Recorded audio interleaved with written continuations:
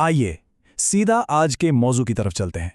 आज हम 1164 ईस्वी के उस वाक़ये की गहराई में जाएंगे जिसने वस्ता तारीख यानी मेडिवल हिस्ट्री की बुनियादें हिलाकर रख दी थीं।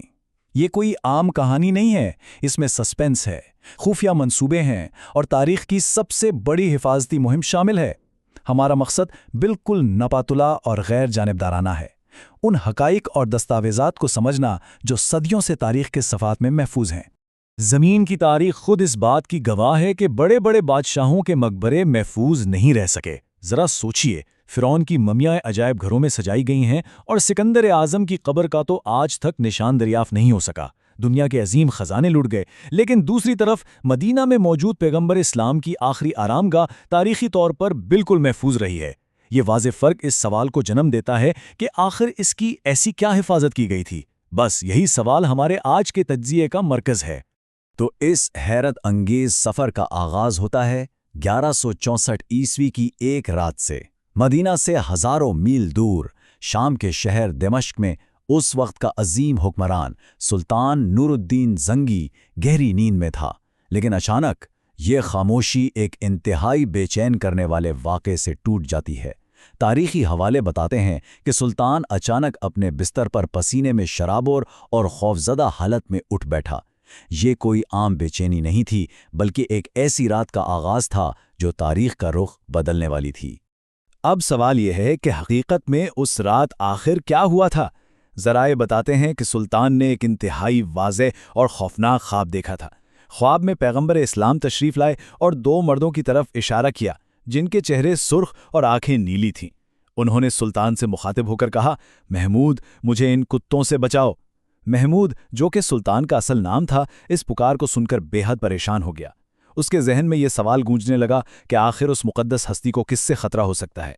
और यहाँ सबसे अहम नुक्ता है 3। जी हाँ, 3 मरतबा। ये सिर्फ एक आम बुरा ख्वाब नहीं था जो इंसान सुबह उठकर भूल जाए। सुल्तान ने वज़ू किया, इबादत की और वापस सो गया, लेकिन वही ख्वाब दोबारा आया, वही 2 चेहरे और वही पुकार। तारीख़ी हवाले बताते हैं कि ये सिलसिला एक ही रात में 3 मरतबा पेश आया। इस तसलसल ने इस वाक़े की संगीनी को बिल्कुल वाज़े कर दिया। अब तो दिमश्क में एक लम्हा भी रुकना सुल्तान के लिए नामुमकिन हो चुका था। रात के आखिरी पहर ही बग़ैर किसी ताख़ीर के सुल्तान ने अपने सबसे करीबी और साहिब बसीरत वज़ीर जमालुद्दीन मौसूली को तलब किया। जब सुल्तान ने रोते हुए अपना ख्वाब बयान किया तो वज़ीर ने फौरी तौर पर इस बेचैनी को एक बड़ी आफत से जोड़ दिया। वज़ीर का फैसला बिल्कुल सपाट और वाज़ेह था। मदीना में कोई इंतहाई संगीन खतरा पनप रहा है और सुल्तान को फ़ौरन वहां पहुंचना चाहिए। ये कोई आम मशवरा नहीं था, ये हकीकत में एक टॉप सीक्रेट मिशन का आगाज़ था। उस वक्त दिमश्क से मदीना का फासला महीनों में तय होता था, लेकिन सुल्तान ने इसे खुफिया मिशन बनाया। सिर्फ 20 बेहतरीन घुड़सवारों और बहुत सारे खजाने के साथ उन्होंने सफ़र शुरू किया। ज़राए इस बात की तस्दीक करते हैं कि यह काफ़िला दिन रात मुसलसल चलता रहा। ना उन्होंने आराम किया और ना ही ठहरे। ज़रा सोचिए, जो सफ़र महीनों का था वो इन थका देने वाली कोशिशों के बाद सिर्फ 16 दिन में तय हो गया। ये रफ्तार खुद जाहिर करती है कि मामला कितना हसास था। जब सुल्तान अचानक मदीना पहुंचे तो पूरा शहर इस बात से बेखबर था कि इतनी बड़ी शख्सियत यहाँ अचानक क्यों आई है। सुल्तान ने फ़ौरन मस्जिद नबवी का रुख किया। उनकी आंखों में आंसू थे।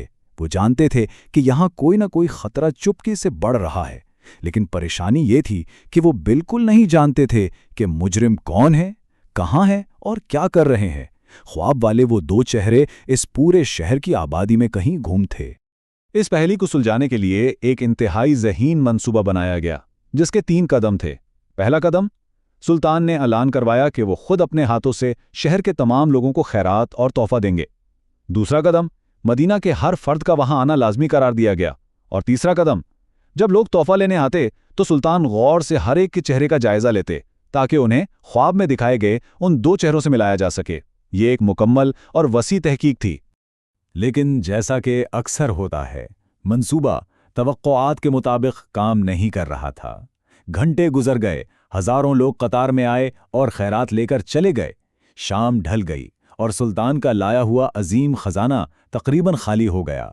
लेकिन सबसे परेशान कुन बात यह थी कि वो 2 चेहरे, वो सुर्ख रंगत और नीली आंखें कहीं नजर नहीं आए। तनाव बढ़ रहा था और लगता था कि शायद ये तहकीकाती जाल नाकाम हो चुका है। तो जब ये आम मंसूबा नाकाम हो गया तो सुल्तान ने मदीना के गवर्नर से एक इंतहाई अहम सवाल पूछा, क्या कोई ऐसा शख्स बाकी है जो इस इज्तिमा में शामिल नहीं हुआ? ये वही लम्हा था जिसने इस पूरी तहकीक का रुख बदल दिया। अगर शहर का हर फर्द आ चुका था तो आखिर वो कौन था जिसने इतनी बड़ी सखावत को ठुकरा दिया, और क्यों? गवर्नर का जवाब बड़ा हैरानकुन था। उसने बताया कि सिर्फ 2 लोग नहीं आए, और वो कोई आम लोग नहीं बल्कि मराकश से आए हुए 2 ज़ियारीन हैं। ज़राए के मुताबिक ये दोनों बज़ाहिर बहुत नेक, परहेजगार और निहायत इबादत गुजार थे। वो किसी से खैरात लेते ही नहीं थे बल्कि उल्टा लोगों में खुद सदका तकसीम करते थे, और उनका ठिकाना बिल्कुल रोज़ा रसूल के करीब एक छोटा सा मकान था। उनका ये बर्ताव बज़ाहिर बिल्कुल मासूम लग रहा था, लेकिन असलियत कुछ और थी। जैसे ही सुल्तान उनके हुजरे में दाखिल हुए और उन दोनों की तरफ देखा, हकीकत आश्कारा हो गई। ज़राए इस लम्हे की संगीनी को बड़े असरंगेज अंदाज में बयान करते हैं। ये वही 2 लोग थे, वही सुर्ख चेहरे, वही नीली आंखें, बिल्कुल हूबहू वही नक्श जो ख्वाब में 3 बार दिखाए गए थे। उन बज़ाहिर नेक लोगों के पीछे वही खौफनाक चेहरे छुपे थे जिनकी तलाश सुल्तान को यहाँ ले आई थी। सुल्तान ने फौरन तलाशी शुरू की। बज़ाहिर कमरे में सिर्फ इबादत का सामान, किताबें और नमाज पढ़ने की चटाइयाँ थीं। जब उन्होंने पूछा तो उन दोनों ने पहले तो मासूमियत का नकाब पहने रखा, लेकिन सुल्तान कहाँ रुकने वाले थे। उन्होंने फर्श पर बिछी एक चटाई को हटाया और जमीन पर ठोकर मारी। आवाज खोखली थी। यही वो निशान था जिसने इस मासूमियत के पीछे छुपे भयानक राज से पर्दा उठा दिया। चटाई हटाने के बाद जो मंजर सामने आया उसने वहां मौजूद हर शख्स की चीख निकाल दी। मिट्टी और एक लकड़ी के तख्ते के बिल्कुल नीचे एक गहरी अंधेरी सुरंग खोदी हुई थी।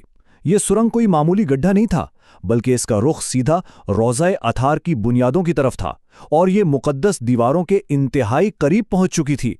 जरा सोचिए, अगर सुल्तान के आने में कुछ दिन की भी ताखीर हो जाती तो शायद ये नापाक मंसूबा मुकम्मल हो चुका होता। जब उन्हें पकड़ा गया तो इन मुजरिमों ने हकीकत उगल दी। दस्तावेज़ात इनके एतराफ़ की मुकम्मल तफसील फराहम करती हैं। वो मुसलमान नहीं बल्कि स्पेन से भेजे गए ईसाई जासूस थे। उनका मकसद मुक़द्दस जिस्म को चुराकर यूरोप ले जाना था ताकि मुसलमानों को नफसियाती तौर पर शिकस्त दी जा सके। वो दिन में इबादत का दिखावा करते और रात के अंधेरे में सुरंग खोदते और निकली हुई मिट्टी को चमड़े के थैलों में भरकर शहर से बाहर फेंक आते थे। ये एक इंतहाई मंसूबा बंद और ख़तरनाक जासूसी की कोशिश थी। इस एतराफ़ के फ़ौरन बाद बग़ैर किसी ताख़ीर के एहतसाब का अमल शुरू हुआ। अगली सुबह दोनों मुजरमों को मस्जिद नबवी के बाहर लाया गया और वही सज़ा दी गई जो उस वक्त के कवानीन के मुताबिक इन जासूसों का मुक़द्दर थी। ज़राए बताते हैं कि इस फौरी सज़ा का मकसद आने वाली नस्लों के लिए एक इबरत कायम करना था, ताकि कोई दोबारा ऐसी जुर्रत करने का सोच भी न सके। एक ख़तरा तो टल गया, लेकिन रुकिए, क्या मसला पूरी तरह हल हो गया था? यहाँ एक बड़ा अहम नुक्ता सामने आता है। मुजरिम तो अपने अंजाम को पहुंच गए, लेकिन सुल्तान का दिल अभी भी बेचैन था। वो जान गए थे कि ज़मीन के नीचे की ये कमज़ोरी अब भी मौजूद है और इसका फ़ायदा उठाकर मुस्तक़बिल में कोई भी ऐसी दोबारा कोशिश कर सकता है। सुल्तान ने फैसला किया कि वो मदीना से तब तक वापस नहीं जाएंगे जब तक इस मुक़द्दस मकाम की हिफाजत को हमेशा के लिए नाकाबिल तस्कीर ना बना दें। उन्होंने फ़ौरन उस वक्त के बेहतरीन माहिरीन तामीरात को तलब किया। उन माहिरीन ने एक ऐसा बेहतरीन हल निकाला जिसे 3 मरहलों में मुकम्मल किया गया। पहला कदम, रोज़े रसूल के चारों तरफ ज़मीन के नीचे इतनी गहरी खंदक खोदी गई कि वहाँ ज़मीन का पानी निकल आया। दूसरा कदम, भट्टियों में टनों के हिसाब से सीसा यानी लीड पिघलाया गया। और तीसरा और आखिरी कदम, उस पिघलाए हुए सीसे को उस गहरी खंदक में उड़ेल दिया गया। जब सीसा ठंडा हुआ तो ज़मीन के अंदर एक ऐसी ठोस और नाकाबिले उबूर धाती दीवार बन गई जिसे तोड़ना तकरीबन नामुमकिन था। अब इसका नतीजा देखिए। यह धाती दीवार कोई वक्ती हल नहीं थी।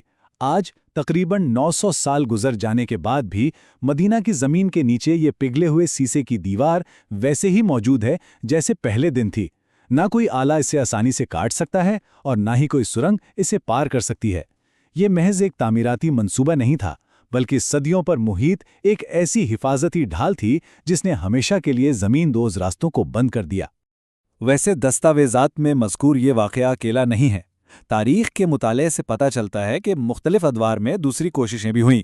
मिसाल के तौर पर मिस्र के हुक्मरान अल हाकिम की नाकाम कोशिश, या फिर सलीबी जंगजू रेनॉल्ड ऑफ शैटलियन का मंसूबा, ان تمام تاریخی حوالوں کو دیکھتے ہوئے سلطان نور الدین زنگی کی بنائی گئی دیوار کا واقعہ اس مقدس مقام کی تحفظ کی روایت کا ایک اہم ترین باب بن جاتا ہے۔ ہم یہاں کسی فریق کی طرفداری نہیں کر رہے ہیں، بلکہ محض تحقیقی حوالوں سے یہ واضح کر رہے ہیں کہ اس مقام پر کس قدر تاریخی توجہ مرکوز رہی ہے۔ اس تجزیے کو ختم کرتے ہوئے ذہن میں ایک بہت اہم سوال پیدا ہوتا ہے۔ زمین کے نیچے کی وہ ڈھال آج بھی قائم ہے، لیکن ذرا سوچئے، اگر 1164 کی اس رات دمشق میں وہ بے چین کرنے والا خواب نہ آتا تو کیا ہوتا؟ اگر سلطان جلدی نہ کرتے اور چٹائیوں کے نیچے موجود اس کھوکھلی آواز کو نہ پہچانتے، ایک واقعہ کس طرح آنے والی صدیوں کی تاریخ کا رخ مکمل طور پر تبدیل کر سکتا تھا۔ امید ہے کہ ان دستاویزات اور تاریخی حوالوں پر مبنی اس وضاحت سے آپ کو یہ واقعہ بہتر انداز میں سمجھنے میں مدد ملی ہوگی۔ اس تاریخی معاملے پر غور و فکر ضرور کیجیے گا۔